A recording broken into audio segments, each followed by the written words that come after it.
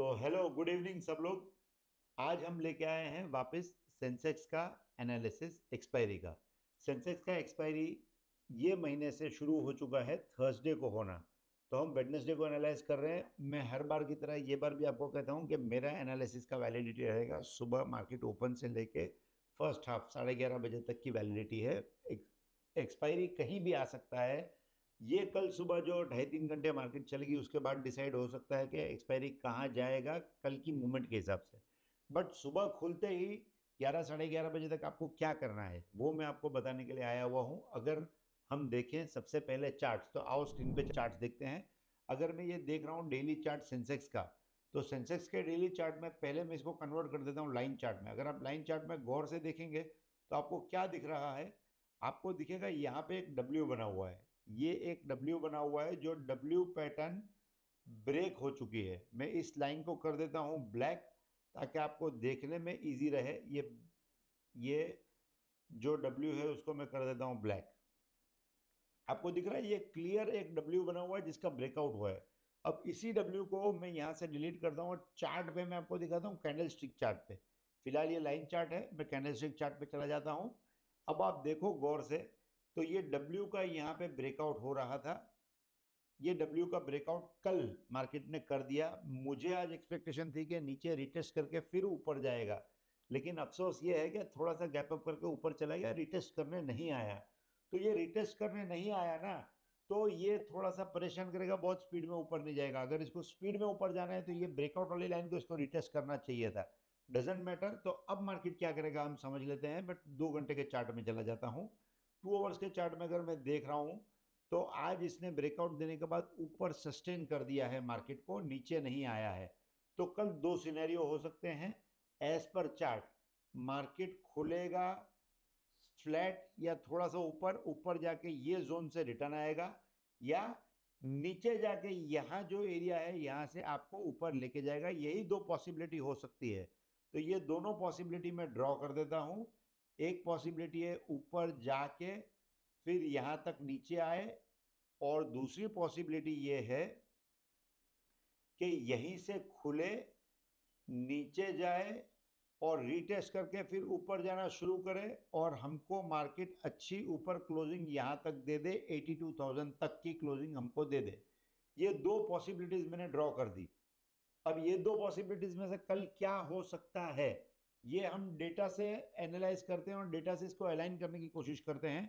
तो मैं डेटा पे आ जाता हूँ। ये सेंसेक्स का मैं डेटा देख रहा हूँ 18 सितंबर का।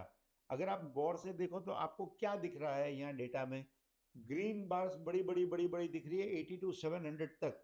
82,700 के बाद 82,800, 82,900 और 83,000 इधर तक जाते हुए क्या दिख रहा है आपको, रेड बार्स बड़ी बनती हुई दिख रही है। अब मैं कहीं भी माउस रख देता हूँ, जैसे एटीएम पे अगर मैं माउस रख देता हूँ तो मुझे ये दिखा रहा है कि सुबह जब 9:15 बजे मार्केट खुला था तब सिर्फ पुट में 55,000 कॉन्ट्रैक्ट्स ही थे।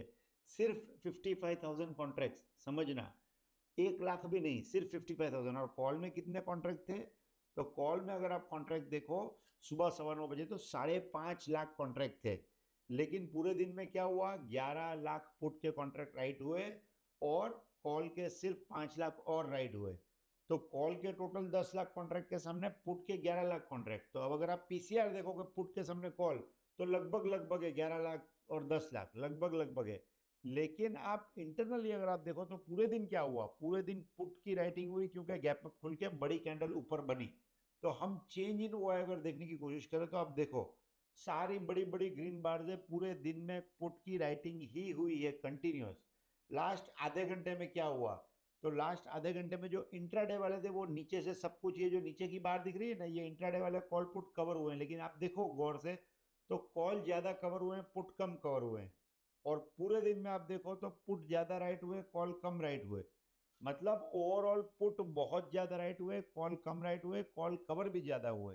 इसीलिए भले दोनों 11 लाख 10 लाख के आसपास है तो भी जोर आज कॉल में ज्यादा रहा, जिसकी इफेक्ट आपको सुबह खुलते हुए दिखेगी अगर ओवरनाइट कोई बहुत बुरी न्यूज नहीं आई तो वैसे यूजुअली आती नहीं है, आ जाती है तो भी इतना इफेक्ट नहीं करती है अनलेस के बहुत बुरी हो।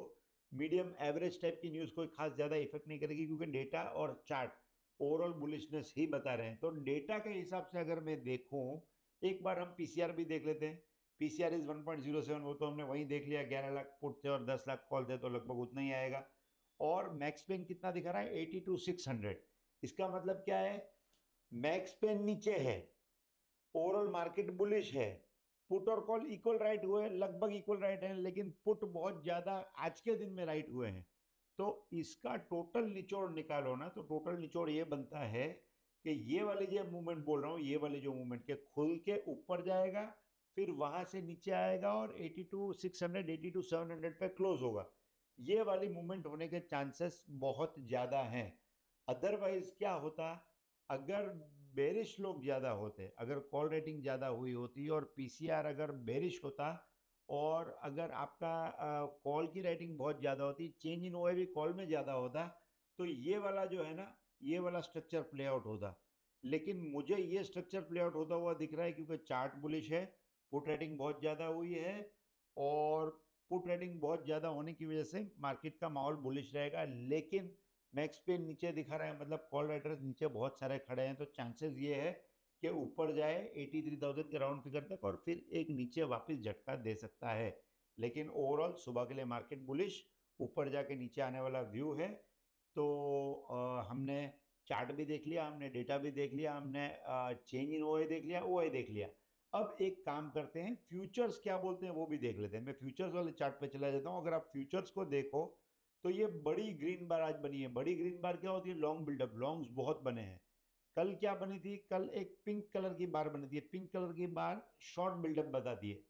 इसके पहले लॉन्ग बिल्डअप था, इसके पहले अगर आप देखो तो शॉर्ट कवरिंग, मतलब क्या हुआ, शॉर्ट सारे कवर हुए, फिर नए लॉन्ग्स आए, फिर एक दिन वो जो लॉन्ग इतने सारे आए थे उसको थोड़ा सा शॉर्ट्स ने कवर करने की कोशिश की, लेकिन आज वापस बहुत सारे लॉन्ग्स आ गए।